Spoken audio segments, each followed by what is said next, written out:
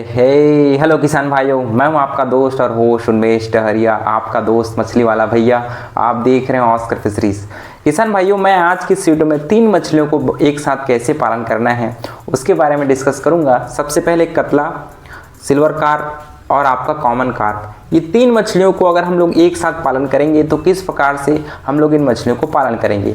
जब भी हम लोग आईएमसी मछली या फिर एक्जोटिक कार्प मछली के पालन के बारे में चर्चा करते हैं तो हमेशा याद रखिएगा कि आधा एकड़ से अगर छोटा तालाब है तो आपको आईएमसी या फिर एक्जोटिक कार्प मछली को नहीं पालना चाहिए, क्योंकि छोटे तालाब में इन मछलियों का ग्रोथ उतना अच्छे से नहीं होता। बात करें कितने बड़े तालाब की जरूरत है, तो मिनिमम आपको 1 एकड़ मतलब लगभग 42,000 स्क्वायर फीट का आपके पास अगर तालाब है बड़ा सा, तब आप इन मछलियों को पालन करिए। आप तालाब की गहराई है वो 6 फीट मेंटेन रखिए और 3 फीट खाली जगह रखिए ताकि हवा है उसमें तालाब में कंटिन्यू मिक्स होता रहे। तालाब की तैयारी के बारे में चर्चा करते हैं थोड़ा सा। तालाब की तैयारी के 3 इंपॉर्टेंट स्टेप्स होते हैं। हम लोग सबसे पहले तालाब की साफ सफाई करते हैं।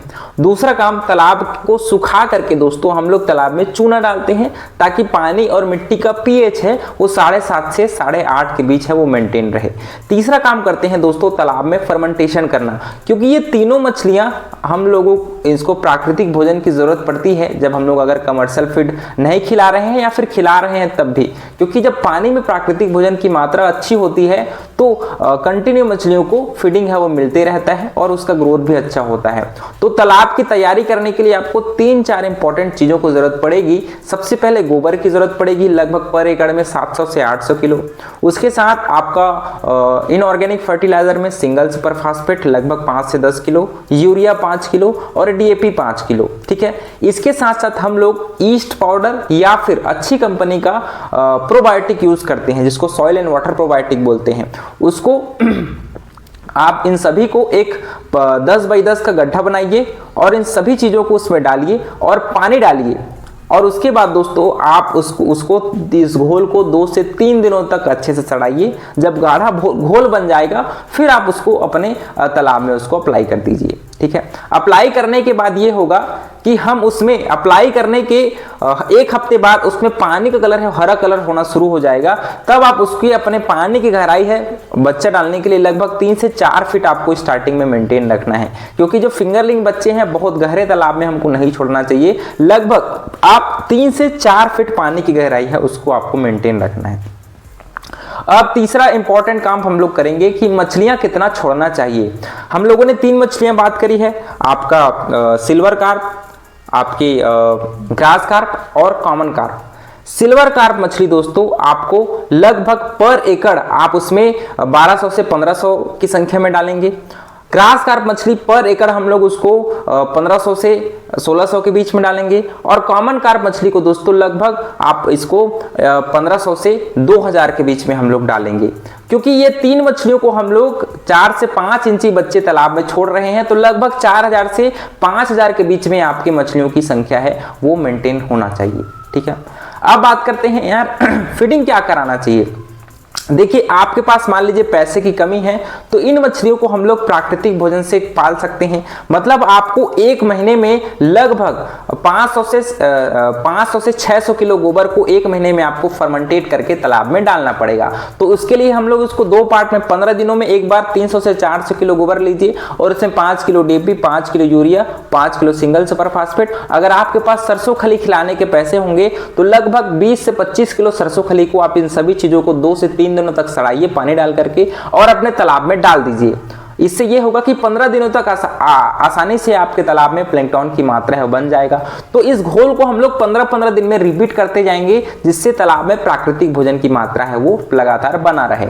लेकिन इसमें सबसे बड़ा नेगेटिव पॉइंट होता है कि इससे मछलियों को तैयार होने में 10 से 12 महीने का समय है वो लग जाता है। ठीक है, दूसरा तरीका होता है दोस्तों हम लोग फार्म मेड फीड खिलाते हैं। फार्म मेड फीड बनाने के लिए आपके पास सरसों की खली, आपका राइस ब्रैन जिसको धान का चोकर बोलते हैं, आपके पास मक्के का आटा या फिर गेहूं का आटा और इसमें थोड़ी मात्रा में हम लोग विटामिन मिनरल मिक्सचर। इसमें हम लोगों को लगभग 40% सरसों खली, 40% राइस ब्रैन और उसमें 20% आप उसमें मक्का या फिर गेहूं का आटा मिलाइए और उसमें थोड़ी मात्रा में पर किलो हम लोगों को 5 से 10 ग्राम मिनरल मिक्सचर उसमें ऐड करना पड़ेगा। तो ये 4-5 चीजें हैं, उसको हम लोगों को तालाब में डालना है। तो इन सभी को डालने का तरीका है कि सुबह सुबह इन सभी खाना को आप भिगाइए, इतना भिगाइए कि हम उसको गोला बना सके। जैसे हम लोग रोटी बनाते हैं, चपाती बनाते हैं, तो उस प्रकार से डफ तैयार करते हैं ना, गोला बनाते हैं, उसी प्रकार हमको उसको भिगा करके थोड़ा छोड़िए और 1 से 2 घंटा भिगने के बाद उसका गोला बनाइए और गोला को हम लोगों को तालाब के 4 अलग अलग कोनों में उसको डालना पड़ेगा।